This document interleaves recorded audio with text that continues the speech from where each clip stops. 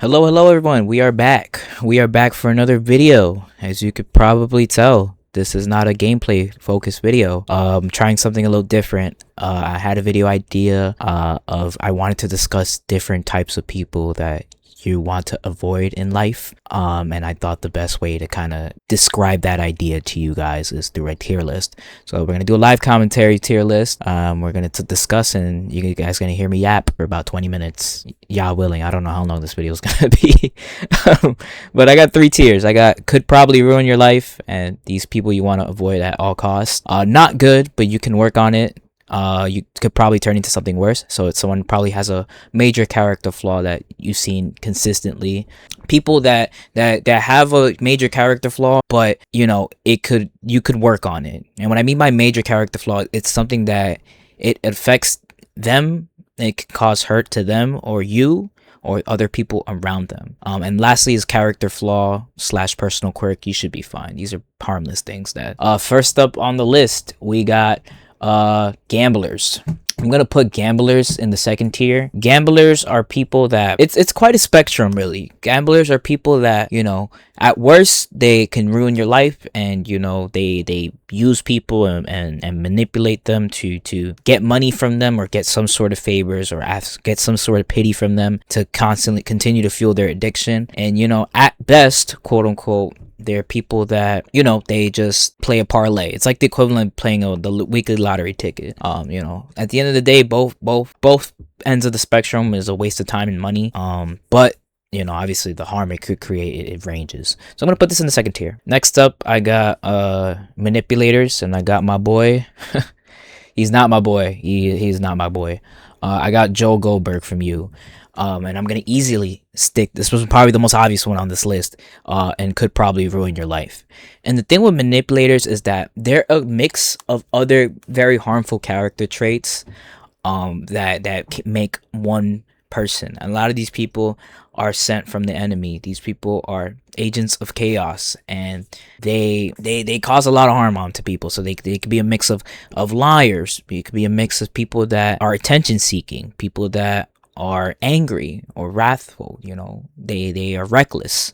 I think all of those bad character traits can be mixed into one person, but the difference between people that are reckless, people that are liars, people that are attention seekers, is that manipulators are aware of all of these traits and combine it together to be just one very bad person. So I'm gonna obviously stick this in the top of the list, and it's probably the easiest thing. And for me personally, it's the number one thing I try to avoid.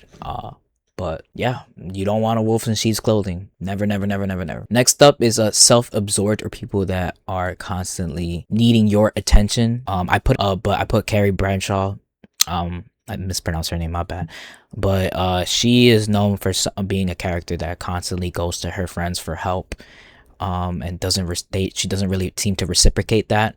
And these are the type of people that I'm gonna put them not in could ruin your life, because when I say you could ruin your life, it's at all costs. Like, there's no redeemable qualities in this person, and they just there's almost 99% chance to ruin your life. People that are constantly looking and seeking your attention, and people that are so self-absorbed that all they ever talk about is me, and they don't reciprocate back to you. You can easily just not be friends with this person, and if you have a friend group, you can cast this person out or call them out, or the best thing to do is call them out on their behavior. Next up, I'm going to have workaholics. This one is a little hard because I honestly wish I had a middle tier. I didn't want to make a middle tier for one thing.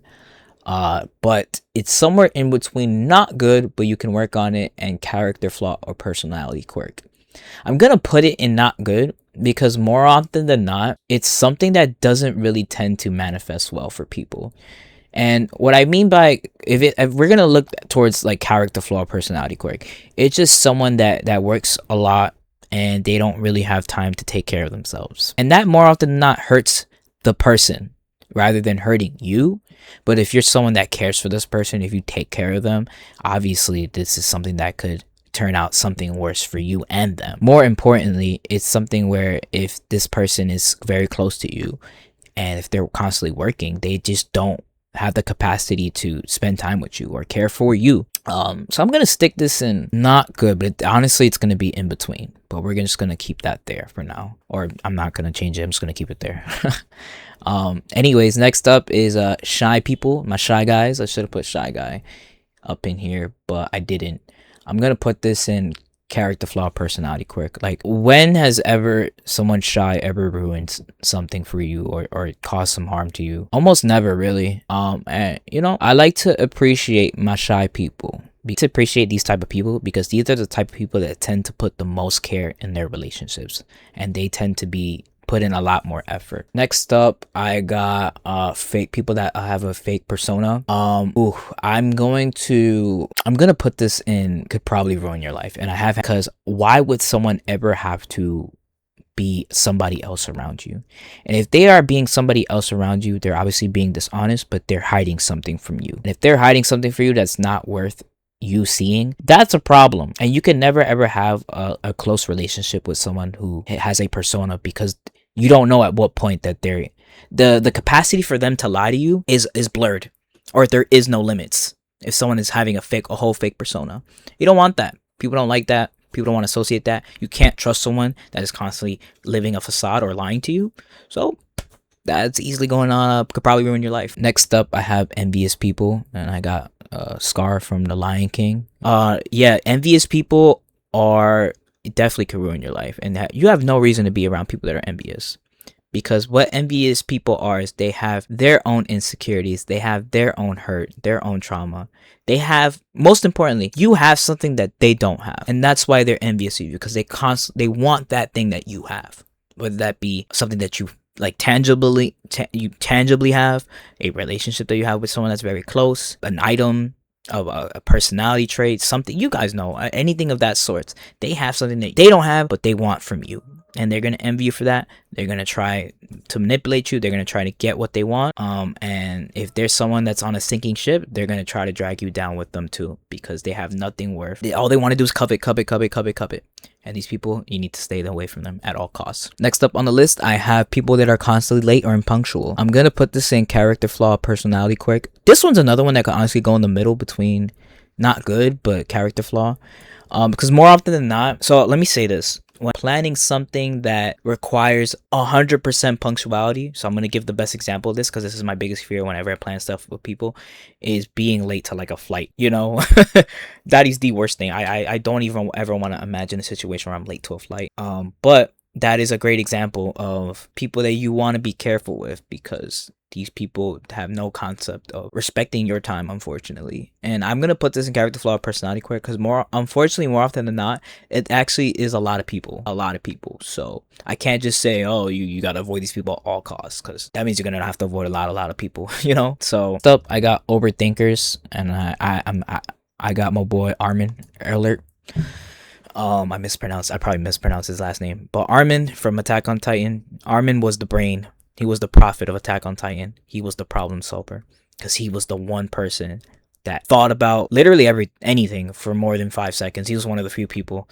I think him, Erwin, Hanji. I would put Eren there, but Eren was kind of gifted knowledge or wisdom. I'm not gonna get into it, but that's my hot take. But Armin was the brains. And you know, overthinkers, a lot of these people, it could honestly manifest into something that's way worse because of insecurity or lack of trust. But more often than not, these people, I'm just gonna speak for myself, but I'm kind of speaking about other overthinkers in this too. But we just need a lot of reassurance. We just need a lot of reassurance and trust. You know, we will trust you, and just because we trust you, that doesn't mean we're not gonna overthink a situation. But just know that if you can reassure us, we're gonna be all right. We're gonna be loyal. We're gonna work this out with you. But if it's something that manifests worse, it's more often than not because there's other things involved, you know. Next up is sensitive people. I gotta put my carebears. I'm gonna put them in character flaw or personality quirk. I think a lot of today's society tends to over hate on sensitive people, like, oh, people are so sensitive nowadays, blah blah blah blah blah. Like, come on, man. I like to, just like my shy and my socially awkward people, I want to cherish all sensitive people, because these are the type of people that tend to care a lot for in all of the relationships. They tend to care for people. What I mean by care for people is they do things for people that you didn't ask for, you know. And that is something that's very missing in today's society. You know, a lot of people are so individualistic and don't want to really care for their neighbor, and that's what sensitive people do more often than not. Next up, I got jesters. Jesters, you know, when I was a kid, I think a lot of guys growing up, they always wanted to be the funniest guy in the room, because more often than not, being the funniest person is the person that you're going to be the most likable. You know, people always want to be around you, no matter what ages, you know, and it's true. You know, the most charismatic people that tend to like, people that tend to be most liked are the people that are obviously overtly attractive, or people that are funny, you know. And when I was a kid, I realized I think up until like I was about 16, 17, I always wanted to be a funny person. And obviously I wasn't ever, I mean, there's very few instances where I was the funniest person in the room.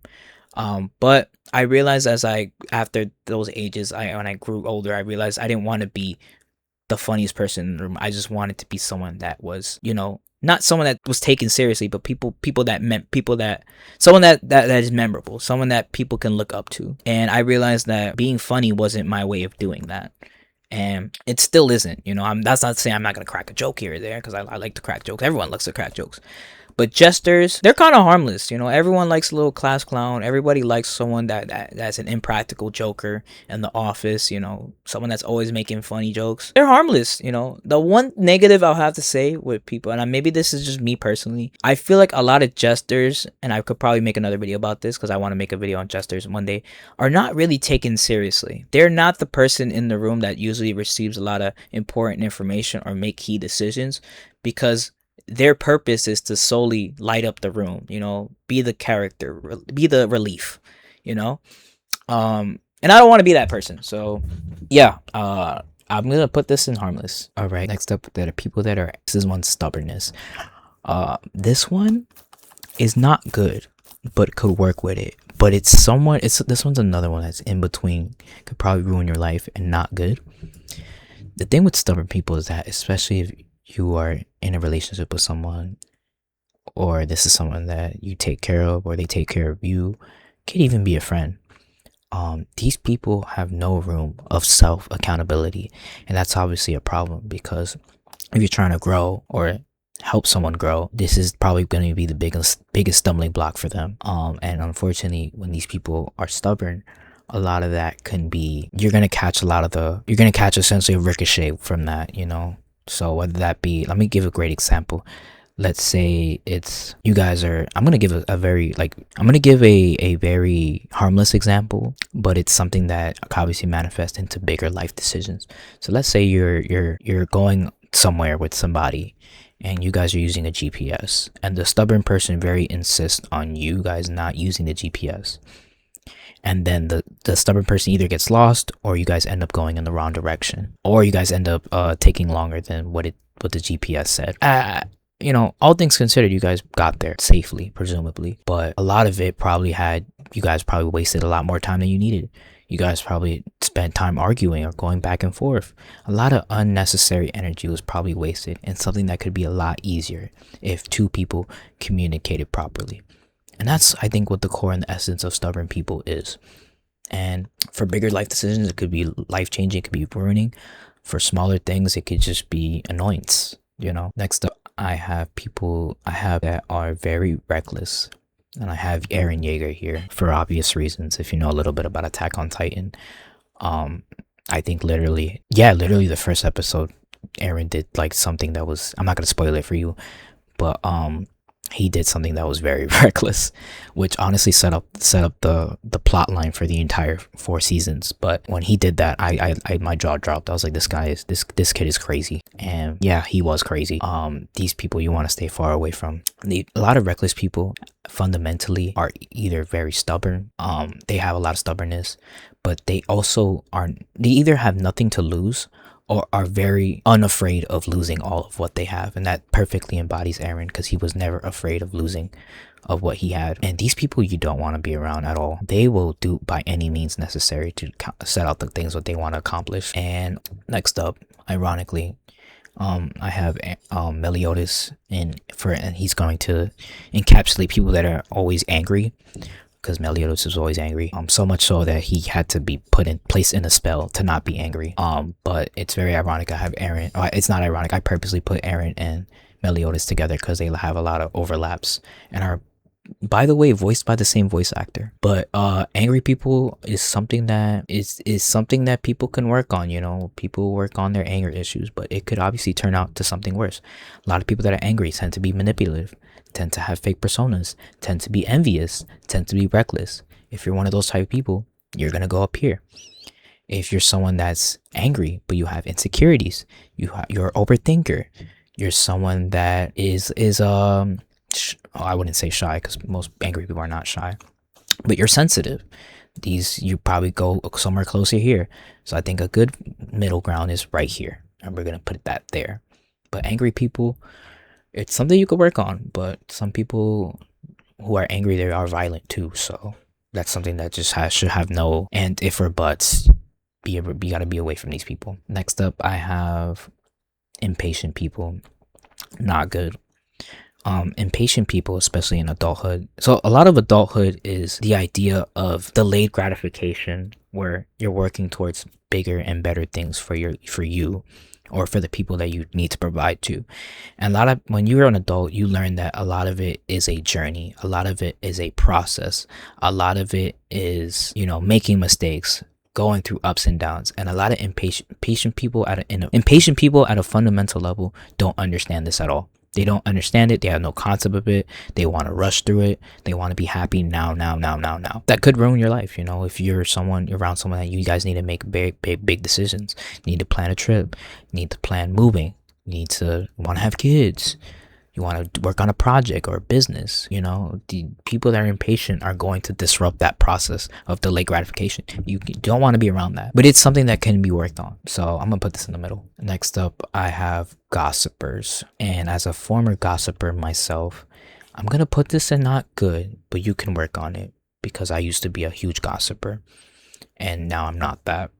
So the thing with gossipers is a lot of our day-to-day life sometimes is very dull, you know, very rhythmic, very repetitive. And when you receive a piece of drama about somebody or something, it kind of spices it up a little bit, especially if you're like in the workplace or in school, where things are meant to, the structure of school or the expectation in school and work is it's supposed to be very formal. You're supposed to be very, you know, you're supposed to essentially not put on a facade, but you're supposed to behave a certain way. And drama breaks that mold. And when people see things that break the mold, they want to interact with that. And it's very human to see that and be like, oh, what's this about? You know, gossipers, for the most part, are very harmless. But where it can harm you is a lot of gossip is bearing false witness on people. And when people bear false witness on you or other people, you create lies. You create a fabricated reality that you don't want. So if you're someone that is a gossiper, you got to think about it like this, right? If you're gossiping with other people about other people and other things, who's to say that you're not also someone that's gossiped around? It's something that you got to really be careful about and stay away from, because it could project into something that's worse. I've seen people lose their jobs from gossip. Next up on the list, I have people that do weaponize incompetence. This one's bad too. And it's another one that falls in the middle of could possibly ruin your life and not good. You could work on it, and it mainly depends on your proximity to this person. If this is someone that is your partner, your child, your family member, a friend that you live with, it could obviously ruin your life. Because what weaponizing competence is that people that purposely don't know or don't want to do something, or pretend like they don't know how to do something so that another person can do it for them. I'm going to give a great example of this in the workplace. Let's say you have a supervisor that needs to write an important email, and they're perfectly capable of doing the email. They have all the tools for them to write an email. We got Grammarly, we got ChatGPT now, where they could literally do the email for you. Instead, they choose somebody else, an underling, for them to write the email. That is weaponizing competence, because they're pretending like they don't know how to do it, when in reality they're telling somebody else to do it, when it's their responsibility to do that. And that is not good. And a lot of people do this, both purposely and not purposefully. I think most people that have weaponizing competence do it purposefully, because it's just one thing. If like, if you're a good person, you don't know how to do something, you're gonna ask for help, you know. But that's not how these people operate. And you know, it's somewhere you got to be careful. That's a yellow flag right there. We're gonna put this in the yellow flag tier. Last but not least, we have people that don't know any limits to your boundaries, and I put Michael Scott here. I'm gonna also put this on the upper end of not good, but you can work on it. The reason why is because this one also largely depends on your proximity to this person. More often than not, people that don't know your boundaries or are pushing boundaries, these people tend to be people that you can keep at arm's reach. You can keep some distance away from them.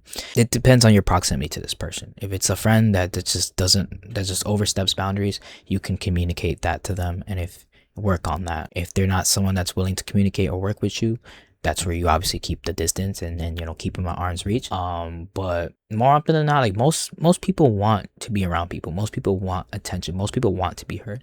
But these are the type of people that have no threshold for it. They don't know what it is. So if you don't make that threshold, you don't make that boundary for them, they're just going to continue to overstep. And I think you could work on that with people, you know. Attention, people that have no boundaries. If you're someone that has no boundaries, you need to exhibit other things like manipulation, a persona, envy, recklessness, anger, you know, stubbornness. So that's pretty much it. You know, let me know, you guys, your thoughts. If you like this type of format of this video, and let me know your thoughts. Maybe I can make more tier lists. I don't know what I would make tier lists of, because I don't want to become a tier list channel where I'm doing tier lists of top 5 anime characters with betrayals. You know, I that's not the purpose of my channel.